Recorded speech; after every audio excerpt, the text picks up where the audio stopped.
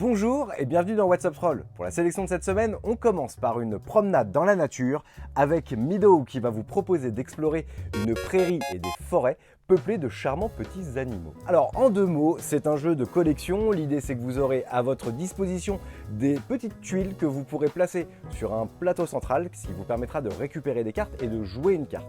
La deuxième action possible, c'est la même petite tuile d'aller la mettre sur un deuxième plateau central qui là vous permettra de réaliser une action autre que d'aller piocher et jouer une carte. Jouer des cartes, ça va vous permettre en fait de poser des symboles dans votre zone de jeu et les nouvelles cartes que vous allez jouer qui éventuellement vous rapporteront des points de victoire vous demanderont d'avoir déjà au préalable posé d'autres symboles. Donc c'est vraiment un jeu de collection où on va essayer au fur et à mesure de poser les meilleures cartes. Il faut savoir qu'à peu près au milieu de la partie, on ramène un nouveau paquet dans le jeu qui va amener un nouveau souffle. Et si vous voulez avoir un aperçu plus complet du jeu, en connaître un petit peu plus sur les règles, je vous invite à aller regarder la vidéo présentée par Lola et Kevin dans notre émission Premier Tour, ce qui vous permettra d'en découvrir davantage. Je précise un dernier truc, c'est que moi, en tant que joueur ludiste de la team verticale, ce jeu est fait pour être rangé à l'horizontale.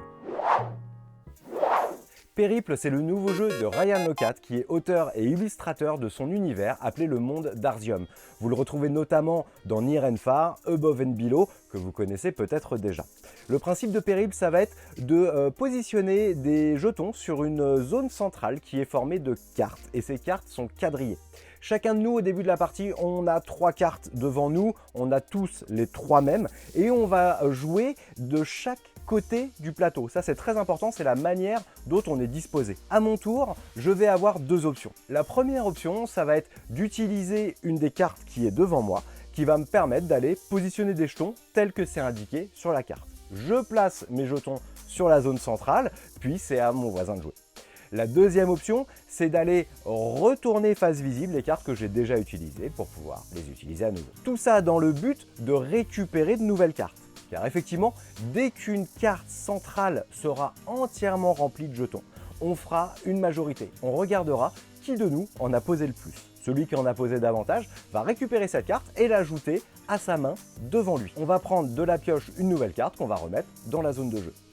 Ces cartes que je récupère, elles m'apportent des points de victoire bien entendu, mais également une nouvelle possibilité d'aller positionner mes jetons. Donc vous avez différentes choses, vous avez des cartes qui valent peu de points mais qui vont avoir une forme de positionnement de jetons très intéressante, ou alors au contraire des cartes qui valent beaucoup de points mais qui finalement vous apporteront pas grand chose dans les jetons que vous pourrez placer. Dans votre stratégie, il faudra vraiment essayer justement de réfléchir à comment faire parce que je ne peux pas, à un moment je peux pas me dire « Ah là, je veux réutiliser mes cartes ». Pour ce faire, il faudra avoir utilisé un petit peu tout ou payer des pièces. Mais je peux également utiliser mes pièces pour acheter des objets qui vont m'apporter différents effets tout au long de la partie. Avec son petit côté puzzle game, casse-tête et beaucoup d'interactions entre les joueurs, les parties vont assez vite et il y a un vrai goût de reviens-y pour essayer de faire mieux, essayer de prendre sa revanche et de pas se laisser faire. Une nouvelle gamme de jeux d'aventure chez Blam, ça s'appelle Cartaventura, ce n'est pas un escape game mais c'est un jeu narratif qui vous est proposé au travers d'un paquet de cartes de 70 cartes. J'en ai fait ma première partie hier avec l'épisode Lhasa qui va vous proposer un voyage initiatique au Tibet. J'y ai joué en solo qui, à mon avis, est le meilleur format. C'est rejouable puisque le jeu va vous proposer 5 dénouements différents. Évidemment, vous aurez envie d'explorer les nouvelles voies pour voir toutes les fins alternatives au jeu. Il n'y a pas vraiment de bonne solution, mais plusieurs possibilités de voyager. Et la dernière chose, c'est que à chaque partie, vous allez éventuellement débloquer des options qui seront disponibles pour vos parties futures. 101 le match, c'est le petit jeu à embarquer en vacances parce que ça prend pas de place et ça va vous proposer de super duels pour jouer avec votre chérie. Je précise tout de suite qu'on peut y jouer à 3, après, perso, c'est fait pour être joué à 2. L'idée, c'est que vous allez avoir à l'intérieur de cette boîte tout un tas de petites tuiles numérotées de 1 à 9 avec des couleurs. À votre tour, vous récupérez une tuile dans la boîte. Au dos de la tuile, vous avez quelques indications sur sa potentielle couleur et ses potentielles valeurs et vous la placez dans votre zone de jeu. Pour les placer dans votre zone de jeu, il faudra réaliser un carré de 5 par 5 et quand je pose une tuile, elle doit être adjacente à une tuile que j'ai déjà posée. Le but du jeu, ce sera de réussir à faire des combinaisons, que ce soit des suites de valeurs, que ce soit des regroupements de couleurs, des brelans, des paires, bref, vous connaissez l'histoire.